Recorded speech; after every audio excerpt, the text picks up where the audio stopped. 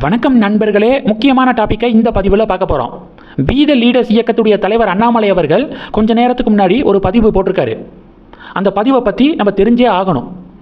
எந்த பொலிட்டீஷியனும் இப்போ வரைக்கும் அண்ணாமலை பேசியிருக்கக்கூடிய விஷயத்தை பேசவே இல்லை. அண்ணாமலை தான் ஃபஸ்ட்டு பொலிட்டீஷியன். இந்த பிரச்சனைக்கு குரல் கொடுத்த முதல் அரசியல்வாதி தமிழகத்தில் அண்ணாமலை தான். முதல்ல என்ன பதிவு போட்டிருக்காரு அப்படிங்கிறத நான் சொல்கிறேன், டீட்டெயிலாக சொல்கிறேன். மிக நீண்ட ஒரு பதிவு, அதை படித்து பார்த்தாலே ஒரு 10 நிமிஷம் 1/4 மணி நேரம் தேவைப்படும் புரிஞ்சுக்கிறதுக்கு. அப்படிப்பட்ட ஒரு பதிவு, அதை நான் ஷார்ட்டாக சொல்லிடுறேன். இதை நான் பேசி முடித்ததுக்கப்புறம் அண்ணாமலையுடைய இருப்பு அரசியலுக்கு எவ்வளவு முக்கியம் அப்படிங்கிறத நம்ம எல்லோரும் உணர முடியும். அண்ணாமலை போட்ட பதிவு: டிஎன்பிடிசிஎல், Tamil Nadu power distribution corporation limited. தமிழில் சொல்லணும்னா தமிழ்நாடு மின் பகிர்மான கழகம் அப்படின்னு அர்த்தம். தமிழ்நாடு மின் பகிர்மான கழகத்தில் ஏஇ போஸ்ட் இருக்குது பார்த்தீங்களா, அதற்கான தேர்வு 2020 நடைபெற இருந்துச்சு. ஆனால் கோவிடை காரணம் காட்டி அந்த தேர்வு நடக்கலை, போஸ்ட்போன் பண்ணாங்க. 2021 அந்த தேர்வு நடக்கலை. 2022 நிர்வாக காரணங்களை சொல்லி நடைபெற இருந்த அந்த தேர்வையை ரத்து பண்ணாங்க. நடக்க இருந்த தேர்வை நாங்கள் கேன்சல் பண்ணுறோம் அப்படின்னு தமிழ்நாடு மின் பகிர்மான கழகம் அப்டேட் பண்ணுறாங்க. டிஎன்பிஎஸ்சி இந்த தேர்வை கூடிய விரைவாக நடத்துவாங்க அப்படின்னு சொல்லிட்டு ஒரு அப்டேட் பண்ணுறாங்க. 2023 ஆகுது, 24 ஆகுது, 25 பாதி வரைக்கும் இந்த தேர்வை பற்றிய எந்த அறிவிப்பையும் டிஎன்பிஎஸ்சி வெளியிடவே இல்லை. அப்போது 2020 நடைபெற இருந்த தேர்வு அப்போ எப்போ இருந்து ப்ரிப்பேர் பண்ணியிருப்பாங்க கேண்டிடேட்ஸு? 2019 இருக்கலாம், 2018 இருக்கலாம். அப்போ இருந்து இந்த தேர்வுக்கு எதிர்பார்த்து படிச்சுக்கு இருந்த இளைஞர்களுடைய எதிர்காலம் என்னாகும்? 2025 பாதி வரைக்கும் தேர்வு பற்றிய எந்த அறிவிப்பும் வெளியிடப்படலை. இது ஒன்று.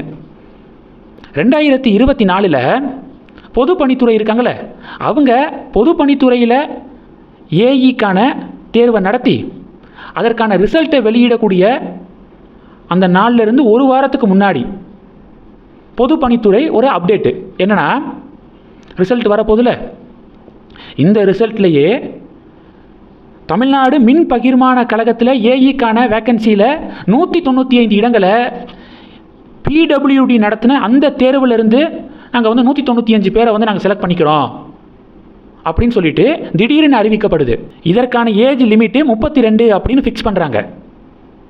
அட்லீஸ்ட் அந்த பிடபிள்யூடி ஏஇக்கான தேர்வு நடத்தினாங்களே, அந்த நடத்துறதுக்கு முன்னாடியாவது இந்த 195 இடங்களை நாங்கள் ஃபில் பண்ணுறோம், தமிழ்நாடு மின் பகிர்மான கழகத்தில் ஏஇ அந்த வேக்கன்சியில் 195 இந்த தேர்வில் நாங்கள் ஃபில் பண்ணுறோம் அப்படின்னு எக்ஸாம் நடக்கிறதுக்கு முன்னாடி சொல்லியிருந்தா கூட நிறைய பேர் எழுதியிருப்பாங்க, அதுக்கு ட்ரை பண்ணவங்க. ஆனால் ரிசல்ட்டுக்கு ஒரு வாரத்துக்கு முன்னாடி இந்த அப்டேட்டை பண்ணாங்க. இது 2வது பஞ்சாயத்து. 3வது பஞ்சாயத்து என்ன தெரியுமா? Age limit 32.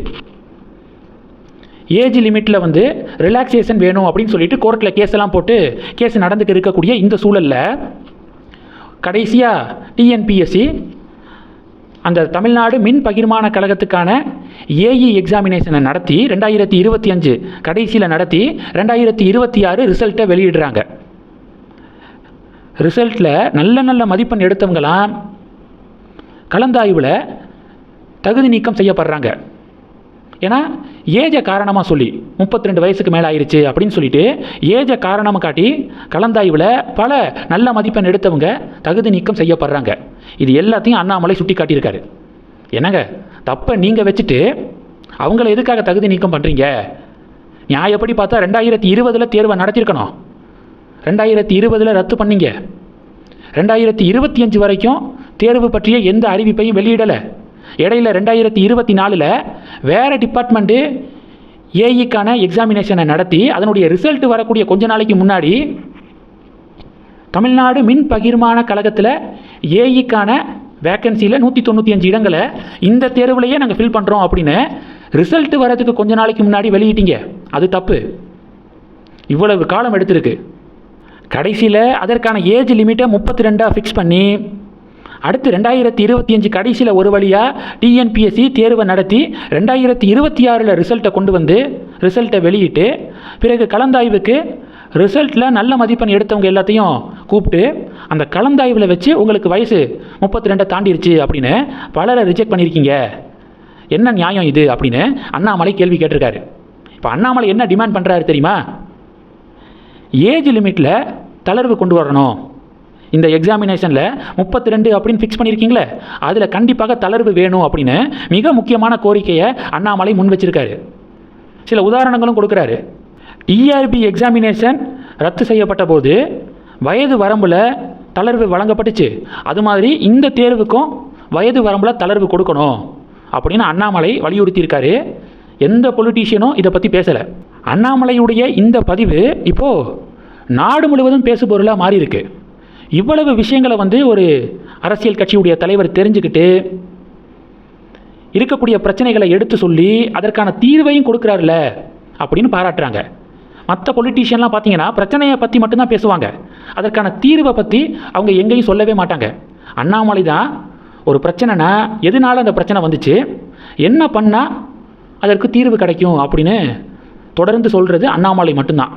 இதனால தான் நான் தொடர்ந்து பல வீடியோக்களில் அண்ணாமலையுடைய சேவை தமிழ்நாட்டுக்கும் தமிழ்நாட்டில் இருக்கக்கூடிய இளைஞர்களுக்கும் தேவை அப்படிங்கிறத நான் தொடர்ந்து பேசிக்கிருக்கேன்.